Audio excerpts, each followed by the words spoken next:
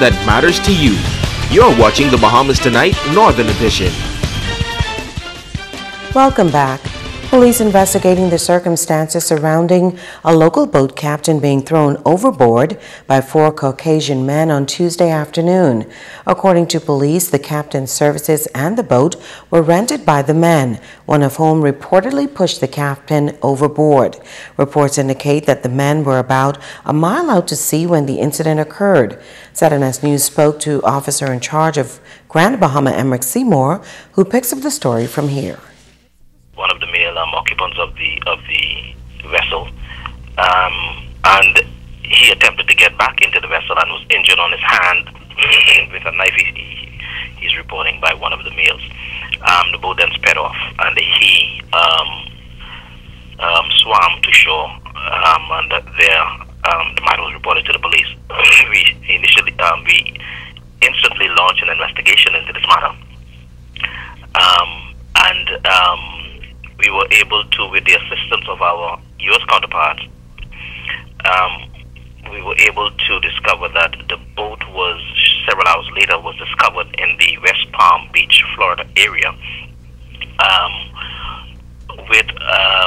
And the report that we would have gotten from them was that 4 white male Caucasians were seen exiting the vessel. The vessel is in their custody. The 4 males are still being sought by the U.S. Authorities. Seymour says a joint investigation is ongoing between local and U.S. authorities.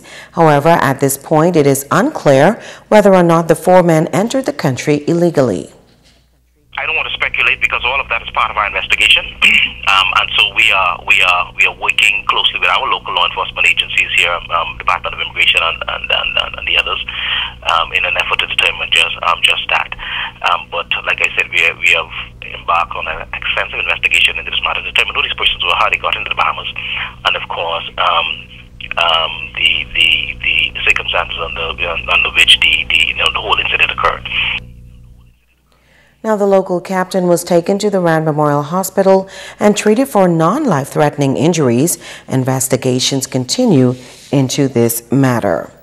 Meanwhile, 2 Grand Key residents are thankful to be alive after being rescued by the Royal Bahamas Defense Force in the northern Bahamas yesterday. Defense Force Marines in Freeport received a call around 10 o'clock Tuesday night that a 17-foot white Boston whaler boat left Grand Key en route to Grand Bahama.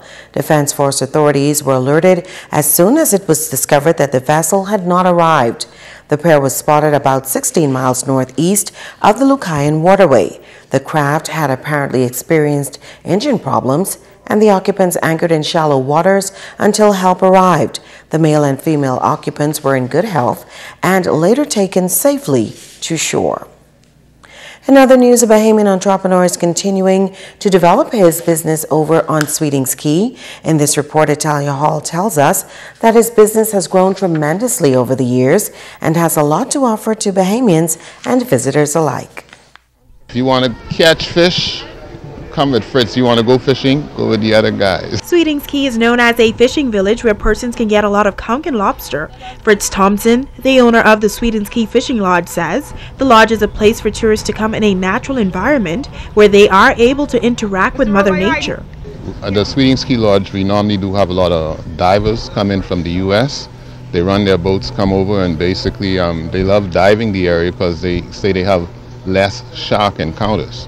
And spearfishing it's an excellent sport that's increasing throughout the Bahamas. The lodge has been in existence for some 10 years, and he says many locals from Grand Bahama visits the lodge as well during the summer months. You know, they utilize retreats. We have accommodations, we have dining facilities, and family events, anniversaries, but private parties, and a lot of beaching, kayaking, and just interacting with the water, whether it's snorkeling or just, total relaxation. The lobster season opened back in August of this year. He says the season has been bittersweet. We got a call. It's almost like there's too much lobster on the market. The price has dropped. That's sad news for the lobster fishermen, but I guess the quantity of it, they've been doing quite well up here with the lobster. And as to what's next for the business, he says expansion. We're trying to expand to get some more accommodations that we can entertain larger groups and basically venture off into cave diving. Sweetings Key itself, you can actually dive under and swim under the key. We've had National Geographic here for 5 days doing cave diving. Thompson says he will work hard to make this expansion a reality, not only for his business, but to make Sweetings Key one of the best islands to visit in the Bahamas. It's Talia Hall, ZNS Network News. Thanks, Italia. She has been championing the cause for HIV and AIDS awareness for almost 2 decades, and now the chairman of the Red Rose Ball Committee is about to take on a new role. Tonight, we highlight the accomplishments made under her administration and the way forward. The Red Rose Ball Committee was established in 1997 as a fundraising arm to the Grand Bahama AIDS Awareness Committee. Odette Knowles started out as a committee member, and 4 years later, she assumed the post of chairman and served in that capacity for the past 15 years. Her objective was to start an HIV/AIDS educational campaign. HIV and AIDS is not a conversation that you have at home. A lot of people really don't want to talk about it. I don't know why. People wait until it really hit home before they really want to get that information. But our thing is to try to stem it and stop HIV and AIDS and make sure that persons are educated about the disease. A major goal of the Red Rose Ball Committee was to construct a multi-purpose health education center, which was started in 2013.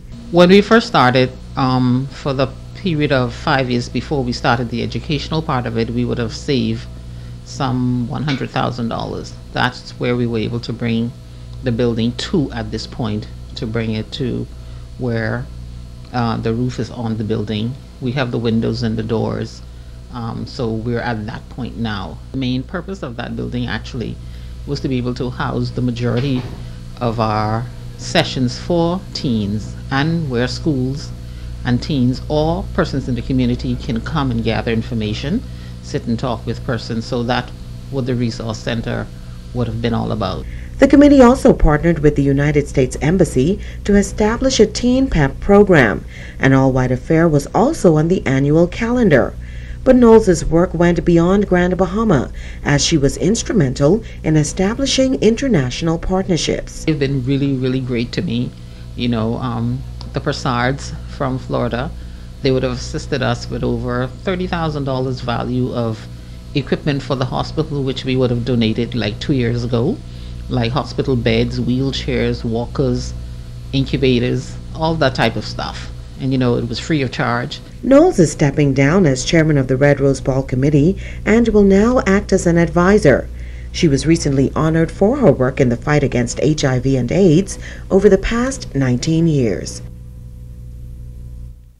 It's time now to ask the doctor.